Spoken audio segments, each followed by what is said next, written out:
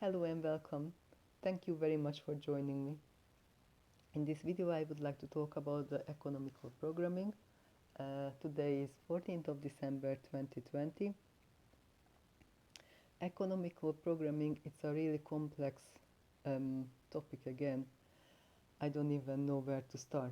And I must admit I already made like 4 videos, but they just didn't cut it. I mean, the first was quite alright, but then I just deleted it thinking that it's not complex, and now I just cannot get it together, to be honest. So I think I'm gonna keep this short. There is a difference between East and the West. Um, um, in the West, we've been sugar coated. Um, we've been sold the American dream, to put it like this.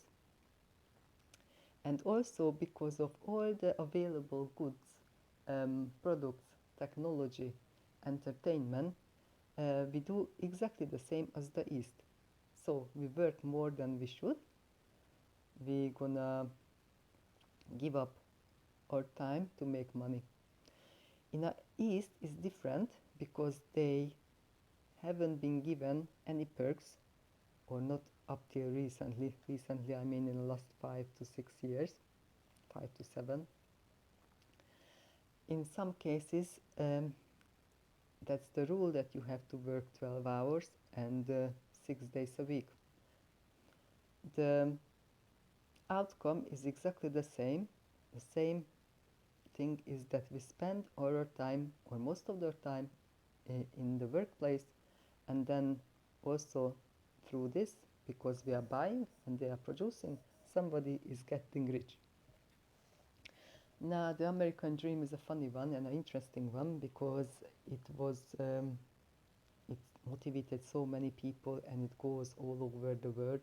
So now you can see the American dream manifesting, let's say, in India, and it's already manifested in China. Let's just say India at the moment.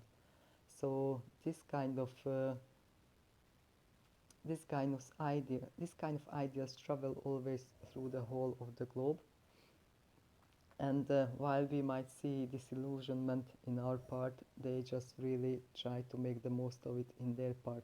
So we cannot really point fingers. And the companies, they know this very well. And so what they do, they just switch location and they focus on the market, the upcoming markets. Everybody knows who studied marketing of a product. They know that it looks like this. So this is introduction and a height, and when it's like the lowest, it's coming out.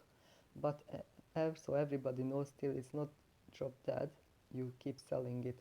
You might just change location, and this is exactly what's happening with the idea.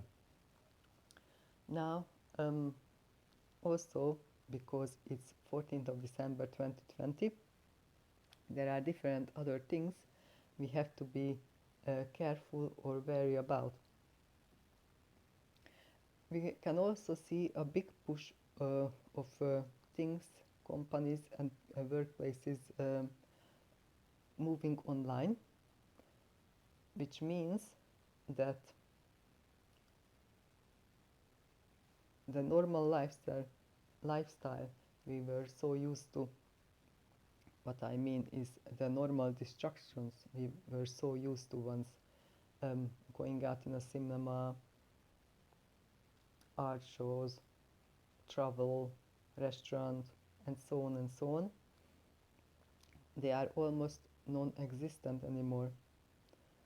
So we kind of had to withdraw into our virtual reality. It's also good and a bad because if you're strong enough, you can learn something about yourself and about these times.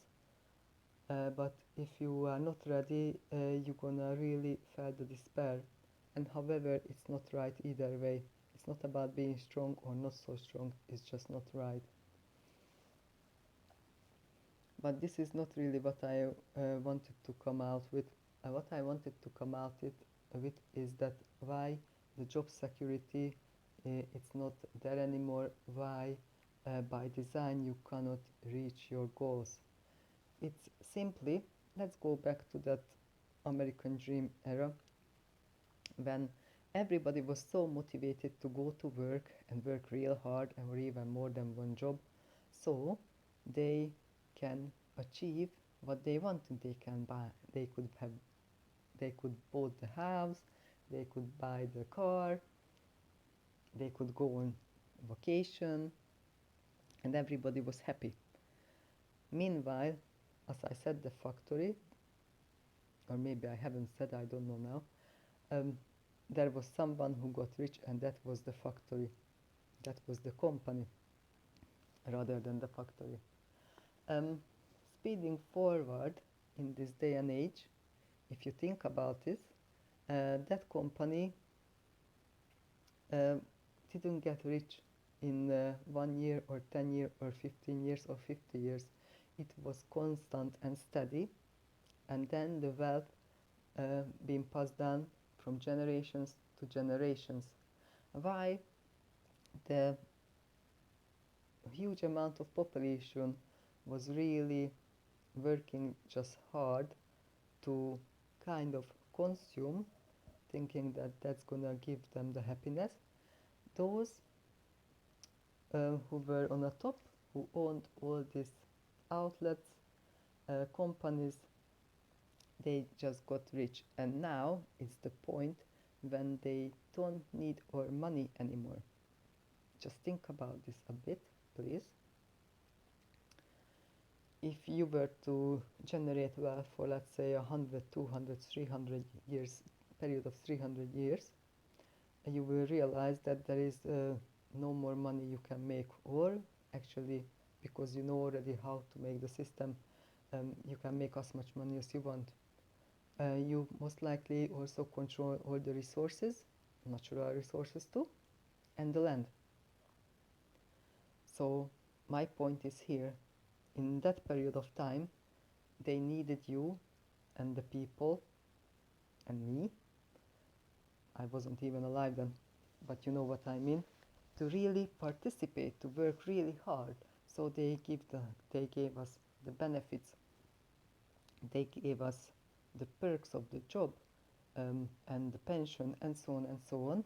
And as they got richer, in a point that it's not even necessary, it's not important anymore, because actually they they own everything. They realize that they don't need to give you nothing. So now it starts the cutting of jobs, companies, companies moving, companies closing, and people left out without any money, any income, any savings. Saving is a funny bit too, because in one point we've been told to save, and there are many people who really say to try to live as frugal as you can, but in a real life it's kind of hard if you haven't learned to control your spending and your desires, in a sense, because everything is out there or was out there for you to distract you, to spend, spend, spend. If you think about it, there is a credit system built up when you pledge in your future income that you're gonna pay off something. So till then, you are not safe. It's not yours yet. You work real hard for it, and it's been already sold. Another thing is, as I said, that they really try to push the internet. So as you can see, everything moves online, and there's a good thing about it and a bad thing about it. The good thing is that everything is much quicker. Information is much quicker. Resource research, what I wanted to say, or searching about things, it's much quicker. The bad thing is that we lose out on the actual actually working with a hand to really produce something if everything goes digital. This experience, I know I'm talking about the mind and economical programming, but this experience is not just about the mind, it's also about the other senses. And we are really being forced to kind of experience the things not just through the eye and through the brain. The heart is already not already, it's not what I wanted to say. It's not that already been detached. Maybe it never even was encouraged to get attached to, not to us, but to our mind, because they really pushed the in the programming that to be able the objectiveness, and that doesn't mean that you make foolish decisions and you really research and research and research. And I'm pretty sure that if you live long enough, you came up with experiences which shows that some things are just not explainable through the mind or through reason. They are just there. Sorry, I need to change position. And so also what I wanted to tell you is that it's not your fault if you really try to get somewhere in life, you work so hard and you feel like you're not getting nowhere. Um, it's not even a generation thing now. Of course, they say it's a generational thing, but it's not. It's like this by design, because if you think about it, you're gonna see the reason behind it. It's in no one's interest apart from yours to reach something in your life, and the system is not built in a way that would wanna make you to benefit. So this disillusionment is almost natural. So the breakdown sooner or later is also natural. Because if nothing else, just try to think about this. When, in the beginning, when this one company started its work, it was their interest to make you go to work with the perks, and yeah, you were quite happy and you did it. As they got richer and they kept the wealth, you and your family, you got the perks, but they are actually, they are not an asset. Everything what doesn't make you money, it's not your asset. It just takes money away from you, so it's a liability.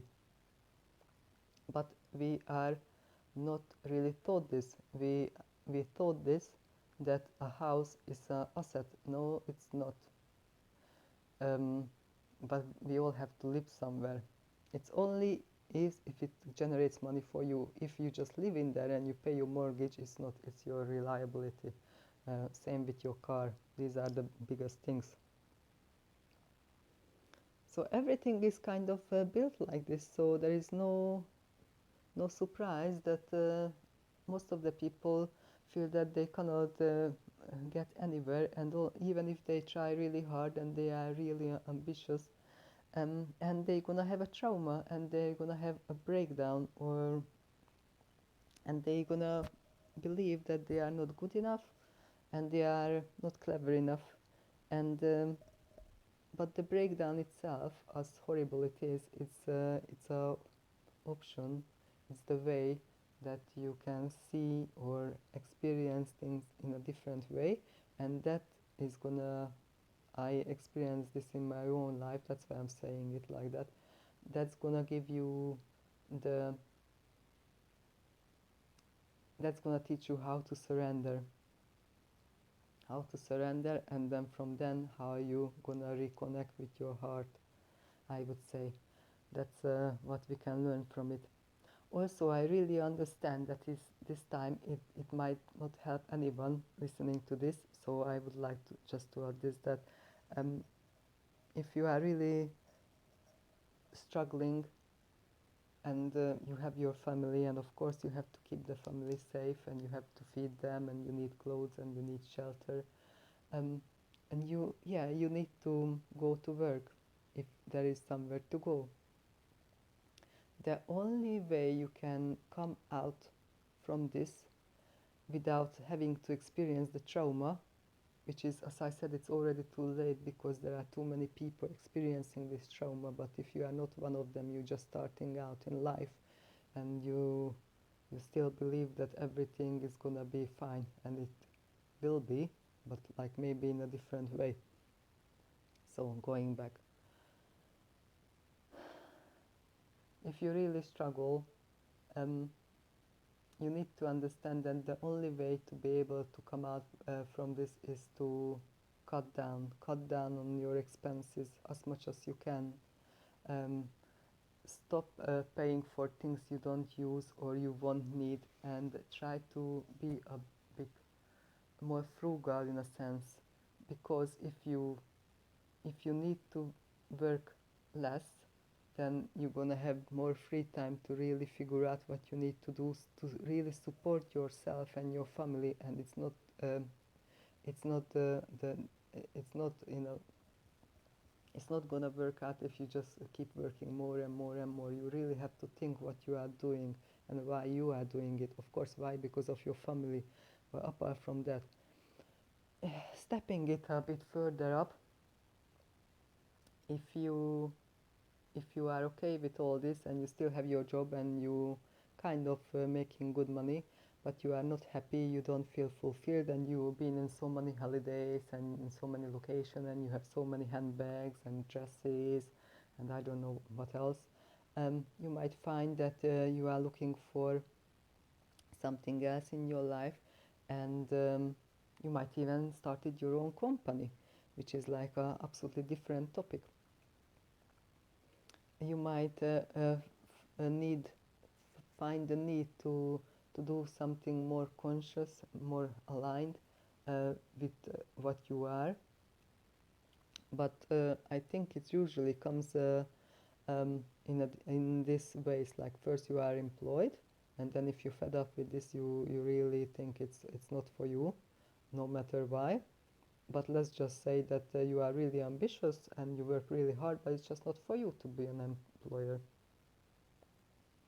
Then you're gonna get self-employed, and then you have to learn a whole bunch of new skill set, um, which is already good in a sense that you have to develop yourself. You have to learn this. You learn so much when you are self-employed. Yet that's just another form of your slavery, because you're gonna be even harder on yourself than your boss was on you, because it's you. You are everything. Then you may start your company and so on and so on, and then you might realize that it's still not enough. And this is, I think, where some people might go wrong. They just ride this greed, thinking that if I get more of something, oh, it's gonna be enough and enough, and they don't see that it's not enough, or it's not fulfilling, because it's not like the consciousness hasn't evolved. So you might find yourself that you wanna do something, you wanna make business, but in the same time you wanna do something good for the earth or for other humans. And so your business structure, your business model changes, and also you might find that the profit is not the most single important thing in your life and in your company's life. However, if you're talking about a company, the company's sole purpose is to make a profit, nothing else.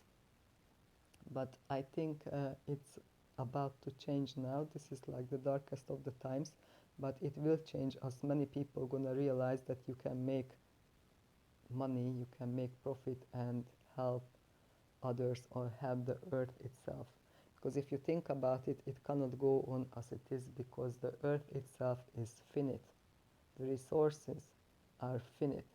We cannot sell and produce so much rubbish forever and ever. There is nowhere to put it. Soon there's gonna be nobody who can afford to buy it. And then hopefully later on people don't wanna buy this, because they realize that it gives them no pleasure, nothing. And it's not nice to say, or it's kind of, I find arrogant to say, but yeah, we're gonna, if I buy this t-shirt in Primark, then I'm giving job to, I don't know, like somebody in a sweatshop. Oh well, thank you very much. I could buy handmade stuff from that family if they choose, and they wanna still, I don't know, produce t-shirts for a good reasonable price, what I reason manual is that I honor their work and I pay the price, and then maybe I would end up with only 3 t-shirts and not 23 just because it's a pound or £2 or £5 or 10 or 20, who I don't know, depending, you know, depending on the people's salary. I think that would be a good thing. Also, I really am angry when I hear something like affordable luxury. This is like, what does it even mean?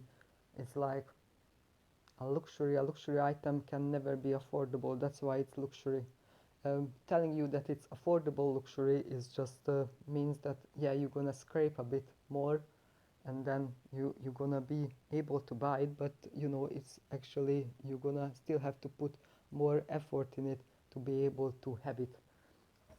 And then I'm thinking, what is the whole point of this? I think now we are in a time, as I said, these are dark times in the sense of so many businesses are falling down, but people are gonna see that it's not working, this is not working, and they're gonna transform themselves and transform the business model, that they're gonna make money, but they also gonna help people, they're gonna uplift people, they're gonna produce everything what we are having now can be produced in a way that it's gonna be beneficial. Maybe it's not gonna be, I don't know, 25 drinks on a shelf, three, but all three is gonna be good as gold.